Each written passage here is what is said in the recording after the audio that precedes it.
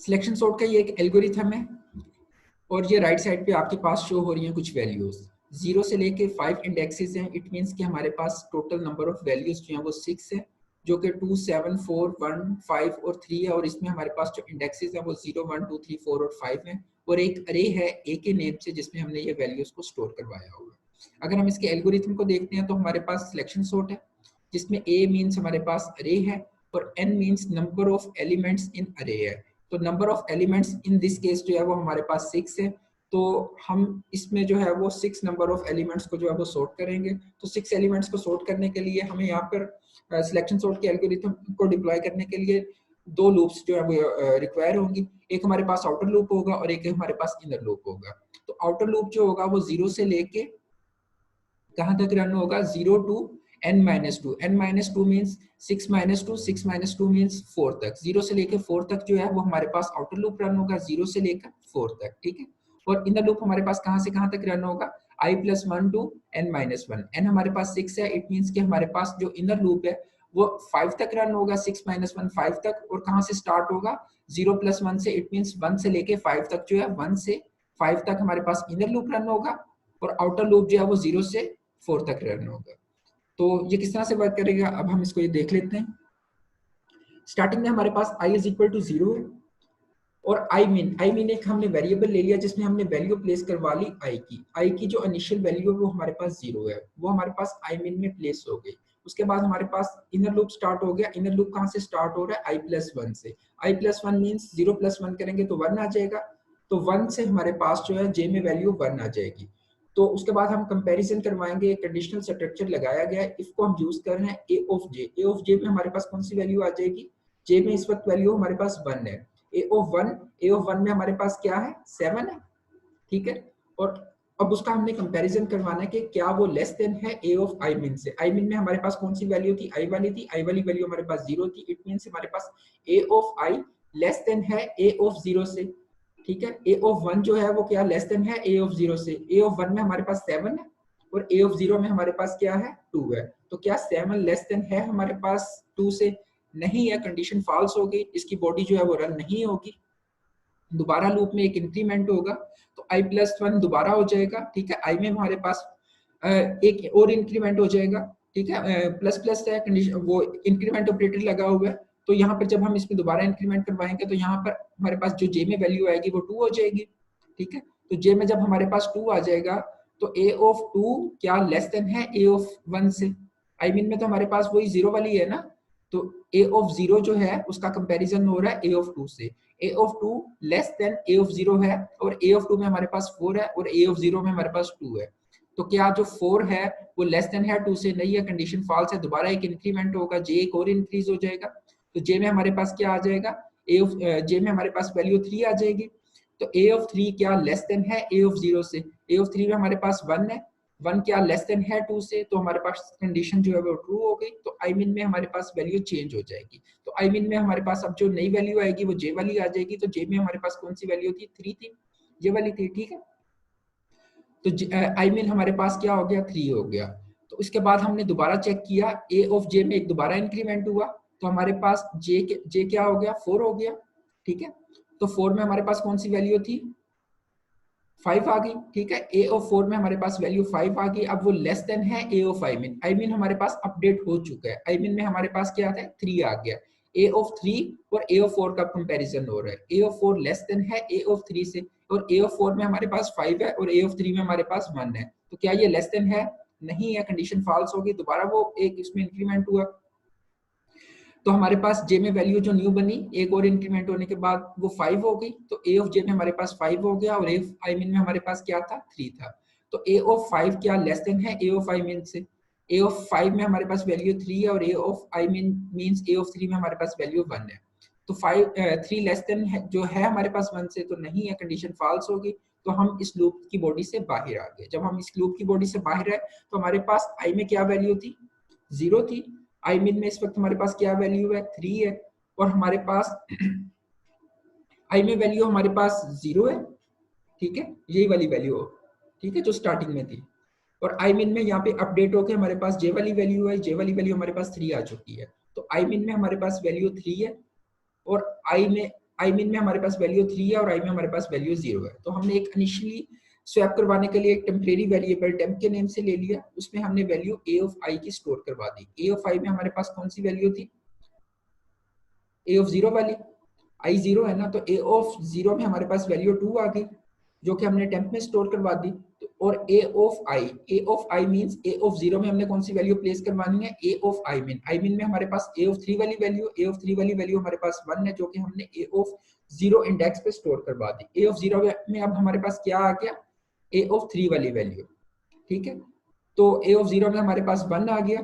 उसके बाद हमने आई मीन में क्या कौन सी वैल्यू प्लेस करवा ली, टेम्प वाली वैल्यू। टेम्प में हमने ए ऑफ आई को प्लेस करवाया था, 2 को प्लेस करवाया था।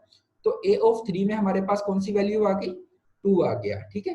तो टेम्प वाली वैल्यू 2 हमारे पास इसमें प्लेस हो गई। तो वैल्यू स्वैप हो गई, ए ऑफ 0 और ए ऑफ 3 जो है वो इंटरचेंज हो गए। ए ऑफ 0 की जगह जो है वो ए ऑफ 3 आ गया और ए ऑफ 3 की जगह हमारे पास ए ऑफ 0 आ गया। तो 1 और 2 जो है वो इंटरचेंज हो गए। तो इस तरह से 1 बाय 1 जो है हम जो आई में, फिर उसके बाद एक इंक्रीमेंट हुआ और यही सेम प्रोसेस जो है वो दोबारा से रिपीट होगा और उसके बाद जो है आई में एक और इंक्रीमेंट होगा। अब तो सोन n-2 तक जो आई वो कंटिन्यू करेगा और ये सारी वैल्यूज जो है वो 1 बाय 1 सॉर्ट होना स्टार्ट हो जाएंगी। तो लेफ्ट साइड से सॉर्ट होना स्टार्ट होंगी और राइट साइड पे मूव करती जाएंगी और राइट साइड से हमारे पास जो अनसॉर्टेड अरे है वो श्रिंक होता होता एट द एंड जो है एंड हो जाएगा और हमारे पास सारी अरे जो है वो सॉर्टेड फॉर्म में आ जाएगी। तो इस तरह से ये हमारे पास जो सिलेक्शन सॉर्ट के एल्गोरिथम है वो वर्क कर रहे हैं। इसकी हम टाइम कॉम्प्लेक्सिटी को देख लेते हैं कि सिलेक्शन सॉर्ट की टाइम कॉम्प्लेक्सिटी को किस तरह से मेजर किया जाता है। सिलेक्शन सॉर्ट का वही एल्गोरिथम है। अगर हम देखें तो कांस्टेंट टाइम में हमारे पास कौन सी स्टेटमेंट रन हो रही है, ये तो हमारे पास 4 i 0 2 n-2 तक ये हमारे पास लूप है। I mean, I employees I mean, ये हमारे पास एक सिंगल स्टेटमेंट है जो कि कांस्टेंट टाइम में रन हो रही है, इसलिए हमने इसको नेम दे दिया C1 का, ठीक है। ये हमारे पास C1 हो गया। उसके बाद ये भी एक लूप है, इसको भी हमने छोड़ दिया। इसके बाद ये एक हमारे पास कंडीशनल स्ट्रक्चर है और एक उसकी बॉडी में स्टेटमेंट है। ये हमारे पास सिंगल स्टेटमेंट्स है, ठीक है, जो कि कांस्टेंट टाइम में रन हो रही है, ये भी और ये भी। तो इन दोनों का हमने C2 का एक नेम दे दिया। और थर्ड में हमारे पास जो लास्ट में बॉडी के बाहर इनर लूप के जो कुछ स्टेटमेंट्स थी जो कि स्वैप के लिए यूज हो रही थी, 1 2 और 3, इसको हमने जो है वो कांस्टेंट 3 का नेम दे दिया। अब हमने इसकी टाइम कॉम्प्लेक्सिटी को मेजर करने के लिए कांस्टेंट 1, कांस्टेंट 2 और कांस्टेंट 3 की टोटल नंबर ऑफ आइटरेशन को कैलकुलेट करना है। तो हमारे पास इसकी जो एल्गोरिथम की जो है टोटल टाइम कॉम्प्लेक्सिटी आ जाएगी। तो हमारे पास n क्या आता है, n हमारे पास 6 था। तो n-2 जब हमने किया तो हमारे पास कहाँ तक रन हो रहा है, 0 से लेके n-2, 0 से लेके 4 तक रन हो रहा है। तो अगर हम इसको काउंट करें तो 0 1 2 3 4, इट मींस हमारे पास 5 टाइम्स ये रन हो रही है लूप, ठीक है। जो आउटर लूप है 0 से लेके 4 तक 5 टाइम्स रन हो रहा है। तो n-1 अगर हम कर लें, 6-1 कर लें तो ये 5 आ जाएगा। तो इट मींस हमारे पास जो आउटर लूप की बॉडी है वो 5 टाइम रन हो रहा है, ठीक है। तो हमने यहाँ पर इसलिए C1 को किससे मल्टीप्लाई करवा दिया, n-1, इट मींस हमने 5 से मल्टीप्लाई करवा दिया। तो ये भी उसकी बॉडी है, इनर लूप भी, लेकिन इसमें एक और लूप लगा हुआ है तो इसलिए नंबर ऑफ आइटरेशंस इसके ज्यादा होंगे। इसको फिल वक्त आप छोड़ दें, किस तरह इसको डील करना है ये मैं बताता हूँ। उसके बाद हमारे पास जो है स्वैपिंग का है, ये वाला कोड है जो number of 3 number of lines जो है, ये कोड है, ये भी कांस्टेंट टाइम में रन हो रहा है, ठीक है। ये भी हमारे पास आउटर लूप की बॉडी में है, इसमें भी कोई लूप वगैरह और इसमें इनर लूप इन्वॉल्व नहीं है, तो ये भी कांस्टेंट टाइम में रन हो रहा है। तो n-1 कर लें तो हमारे पास टोटल नंबर ऑफ आइटरेशन इसके भी आ जाएंगे। तो इसके नंबर ऑफ आइटरेशन अगर 6-1 कर लें तो इसके भी 5 ही बनेंगे। 0 से लेके 4 तक अगर हम इसको भी काउंट करें, 0 1 2 3 4, अगर इसका जो हम काउंट देख लें तो ये भी 5 आ जाएगा।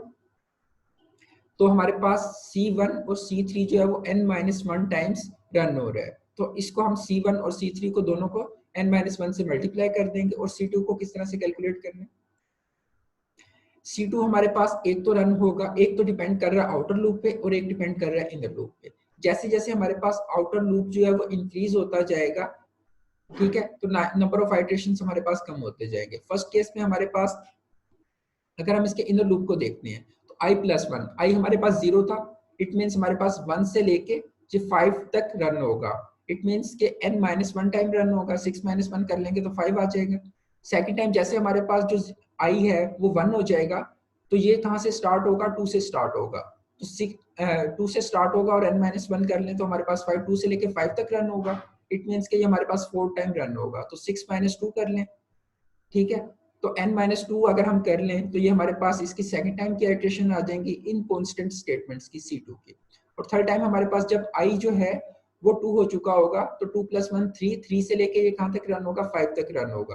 तो जो हमारे पास n हमारे पास 6 था, तो 6 हमारे पास 6 - 3 करें तो 3 से लेके 3 से लेके 5 तक ये रन होगा, तो इसलिए n-3 कर लिया, अब तो सोन ये 1 तक रन होगा। तो इस पूरे को अगर हम एक फॉर्मूला में लिखना चाहें n-1 plus n-2 plus n-3 up to so on 1 तक, अगर हम इसको फॉर्मूला में लिखना चाहें तो इसका फॉर्मूला बनेगा n into n-1 divided by 2।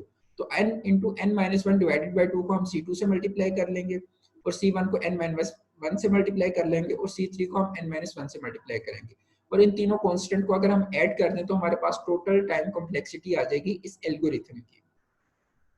ठीक है, टाइम कॉम्प्लेक्सिटी को हमने मेजर करने के लिए क्या किया, n-1 इंटू C1 ये वाला कांस्टेंट, ठीक है। उसके बाद हमने n into n-1 divided by 2 into C2, इस कांस्टेंट की भी हमने टाइम कॉम्प्लेक्सिटी इसके साथ ऐड कर ली, और लास्ट में हमारे पास जो n-1 इंटू C3 को हमने मल्टीप्लाई करके ऐड करवा लिया, तो हमारे पास C1, C2 और C3 के हमने कोफिशिएंट्स को आपस में मल्टीप्लाई करवाया और इनको ऐड करवा लिया, तो हमारे पास टोटल टाइम कॉम्प्लेक्सिटी इस एल्गोरिथम की आ गई। तो जब हमने इस पूरी इक्वेशन को सॉल्व किया, कांस्टेंट से अगर दोबारा मल्टीप्लाई हो जाए तो हमारे पास एक नया कांस्टेंट आ जाता है। जिस तरह से हमारे पास कोई मैथ्स में जो फॉर्मूला होता है उसी के थ्रू हमने उन्हीं रूल्स को यूज करते हुए अगर हम इसको सॉल्व करेंगे तो हमारे पास जो नई इक्वेशन बनेगी वो an² plus bn plus c आ जाएगा।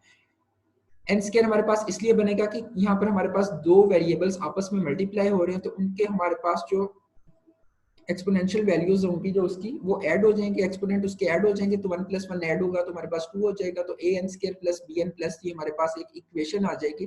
तो टाइम कॉम्प्लेक्सिटी वर्स्ट केस में हमारे पास मैक्सिमम पावर होती है वेरिएबल की, तो वेरिएबल की जो मैक्सिमम पावर होगी वो हमारे पास उसकी टाइम कॉम्प्लेक्सिटी होगी, तो इस केस में हमारे पास बिग ऑफ n² है।